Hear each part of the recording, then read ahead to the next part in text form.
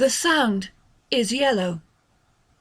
It was when you could still make a living freelancing in Mexico City. Nowadays it's wire services and regurgitated shit, but in 1982 rags still needed original content.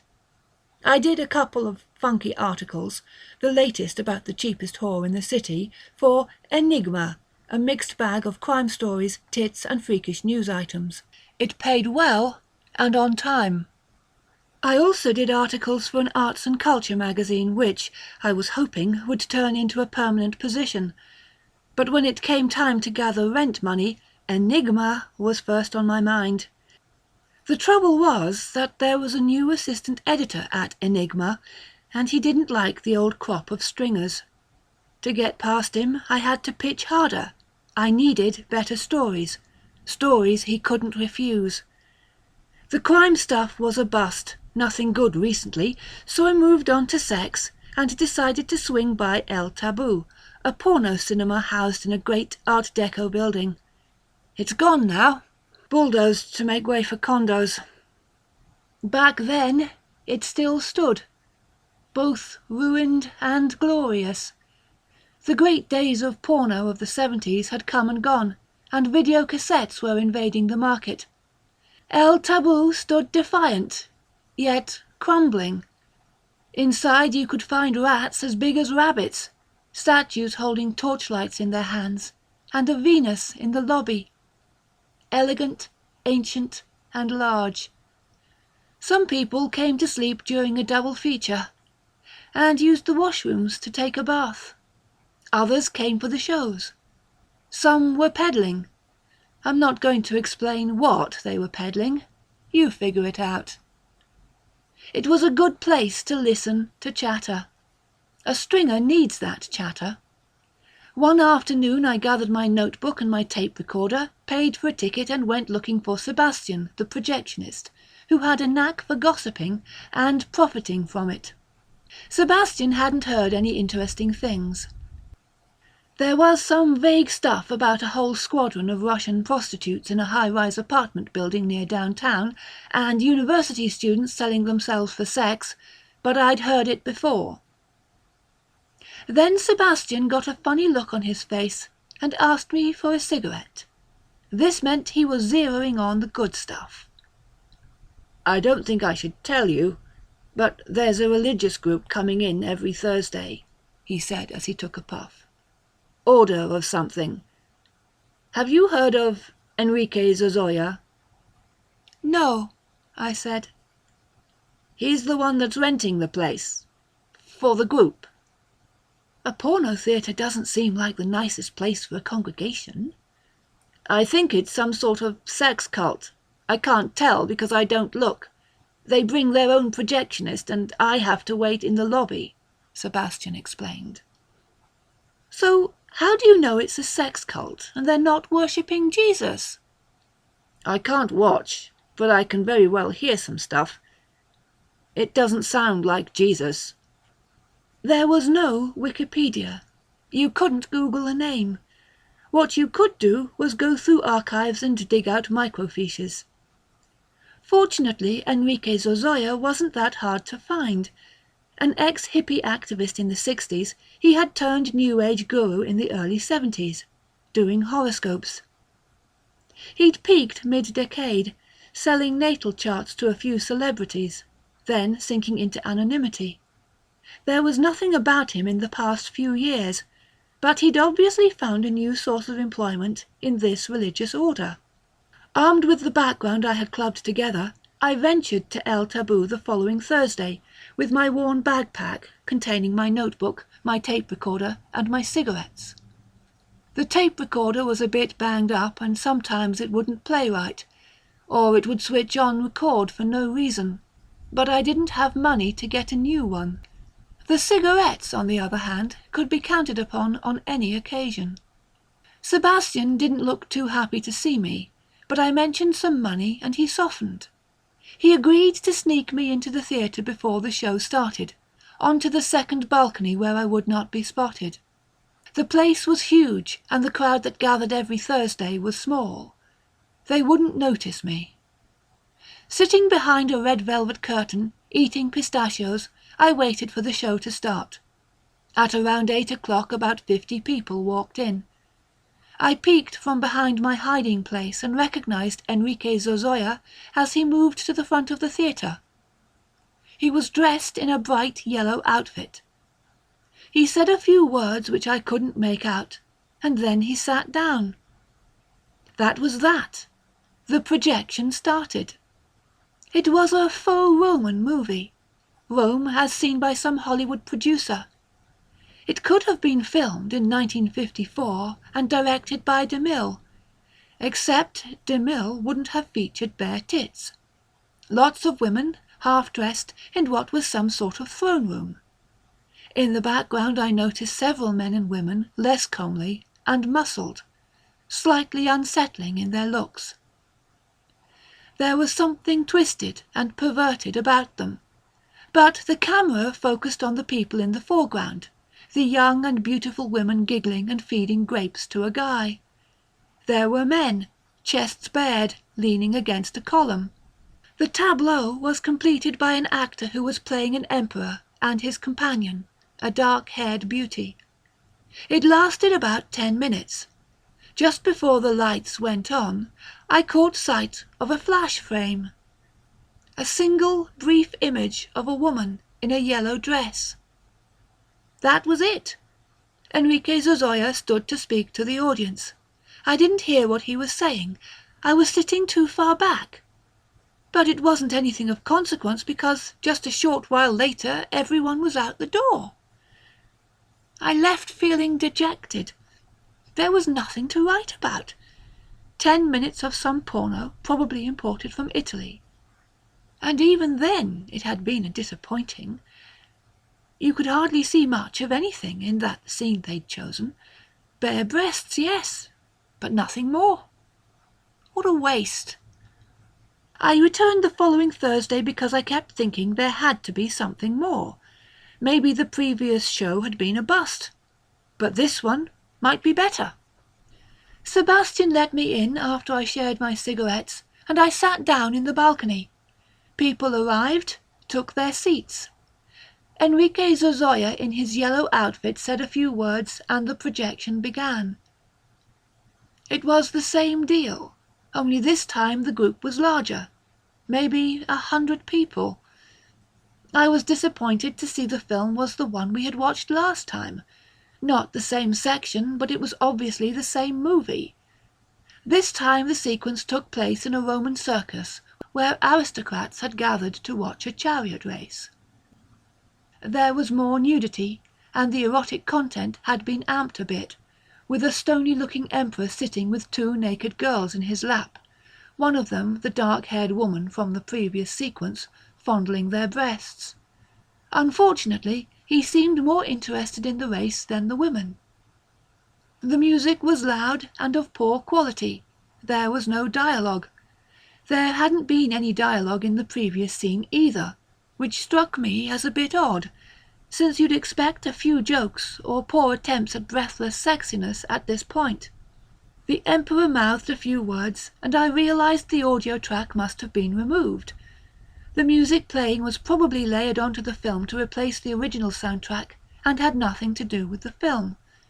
Someone had taken the added effort of inserting moans and sighs into the audio track, but the dialogue track had been clearly lost.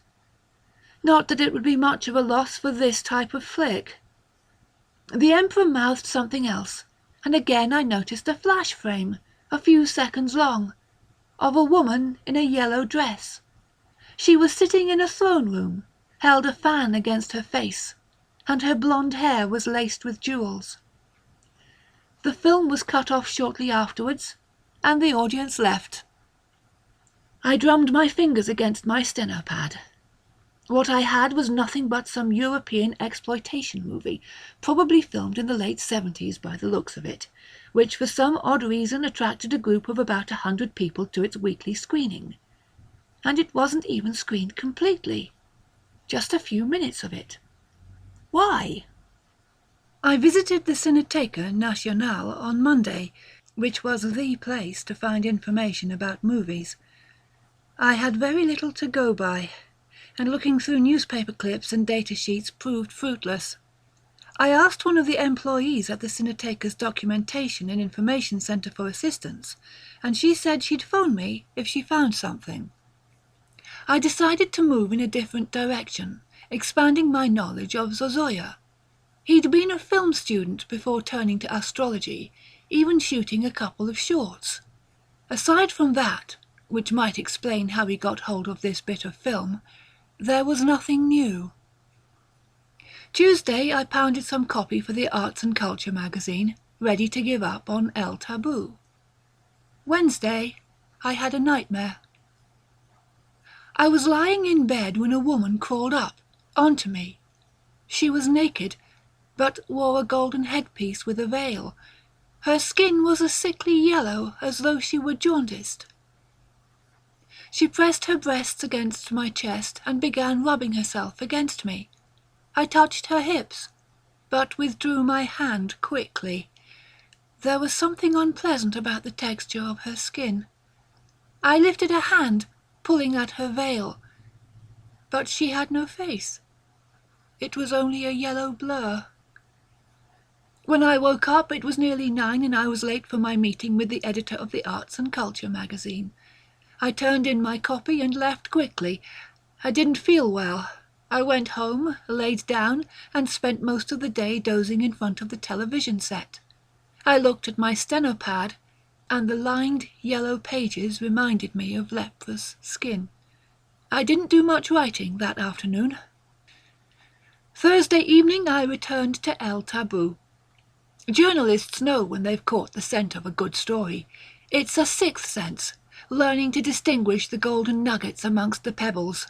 I knew I had a nugget. I just couldn't see it yet. This time the sequence took place in a banquet hall, with all the guests wearing masks and sitting naked. Several of the actors were unsuitable for such a scene, with obvious physical flaws, including scars. A few of them looked filthy, as though they had not bathed in several weeks. The Emperor and the dark-haired woman next to him were the only ones not wearing masks. They both stared rigidly ahead, as the guests began to copulate on the floor. The woman whispered something to the Emperor. He nodded. This time it was not a flash frame. We were treated to a full minute of footage showing the woman in the yellow dress, the fan held in front of her face, yellow curtains billowing behind her, and allowing us a glimpse of a long hallway full of pillars. The woman crooked a finger towards the audience, as if calling for us. The film switched back to the banquet scene where the young woman sitting next to the Emperor had collapsed. Slaves were trying to revive her, but her tongue poked out of her mouth grotesquely. The soundtrack, with its moans and sighs, was completely unsuited for this scene.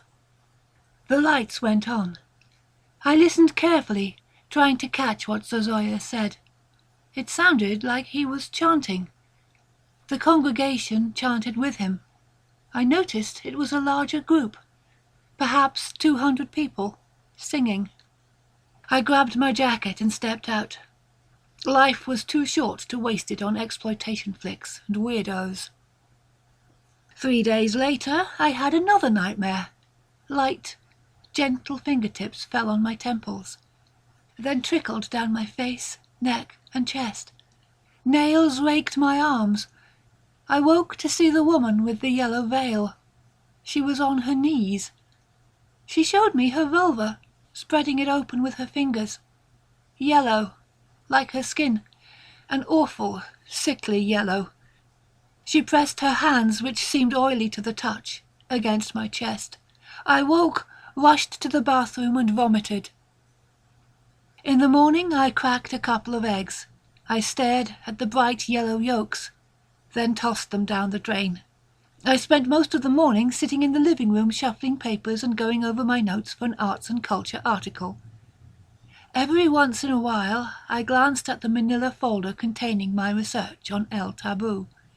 The beige envelope seemed positively yellow. I tossed the whole thing down the garbage chute. Wednesday I dreamt about her again. When I woke up, I could barely button my shirt. I was supposed to go pick up a check for my arts and culture story, but when I reached a busy intersection I caught sight of all the yellow taxis rolling down the street. They resembled lithe scarabs. A stall had sunflowers for sale. I turned around and rushed back to my apartment. I sat in front of the television set, shivering. I'm not sure at what time I fell asleep, but in my dream she was gnawing at my chest. I woke up at once, screaming. I shuffled through the apartment, desperately looking for my cigarettes. I grabbed my backpack, all its contents tumbling onto the floor. My tape recorder bounced against the couch. The play button went on. I grabbed a cigarette, heard the whirring of the recorder, and then a sound. It was the movie's soundtrack. It must have been recording the last time I was there. I was about to switch it off when I heard something. The cigarette fell from my mouth. Sneaking into El Taboo was not hard. Bums planning on spending the night there did it all the time. I sat in the balcony, my hands on my backpack. Below me I counted some 300 viewers. The movie began to play. The Emperor rode in an open litter. He was headed to a funeral, the funeral of the black-haired woman. It was a procession. Men held torches to light the way. One could glimpse men and women copulating in the background, behind the rows of slaves with the torches. If you looked carefully, you might see that some of the people writhing on the floor were not making love to anything human. The Emperor rode in his litter and did not see any of this. The camera pulled back to show he was not alone. There was a woman with him. She wore a yellow gown. She began taking off her gown, lifting her veil. It was yellow, the shade of a bright flame. He looked away from her, as did I. I lit a match. I woke up late the next day to the insistent ringing of the phone. I picked it up and rested my back against the wall. It was the lady from the Cineteca Nacional. She said she had that information about that Italian film I had been looking for. It was called Nero's Last Days. They had a print in the vault. On March 24th, 1982, a great fire destroyed 99% of the film archives of the Cineteca Nacional. One of the vaults alone kept 2,000 prints made out of nitrocellulose. It took the firemen 16 hours to put the whole thing out. As for El Taboo, I already told you about it. They made the site into condos after 20 years of the empty, charred lot sitting there. You are wondering why? I'll tell you why. It was the sound recording. The tape had caught what my ears could not hear. The real audio track of the movie. The voice track. It's hard to describe. The sound was yellow. A bright, noxious yellow. Festering yellow. The sound of withered teeth scraping against flesh, of pustules bursting open, diseased, hungry. The voice, yellow, speaking to the audience, telling it things, asking for things. Yellow limbs and yellow lips and the yellow maw, the voracious voice that should never have spoken at all. The things it asked for, insatiable, yellow. Warning signs are yellow. I paid attention to the warning. I did get that job at the Arts and Culture magazine. I've been associate editor for 5 years now, but some things never change. I carry my backpack everywhere, never been a briefcase person. I still smoke a pack a day. Same brand. Still use matches. Anyway, I've got a very important screening. The Cineteca Nacional is doing a retrospective of 1970s cinema. They have some great Mexican movies, also some obscure European flicks. There's a rare print that was just discovered a few months ago, part of the film collection of Enrique Zoya's widow, who was an avid collector of European movies. It was thought lost years ago. It's called Nero's Last Days. Since 1982, the Cineteca Nationale has gotten more high-tech, with neat features like its temperature-controlled vaults. But since 1982, I've learnt a thing or two about chemistry. It'll take the fireman more than 16 hours to put it out.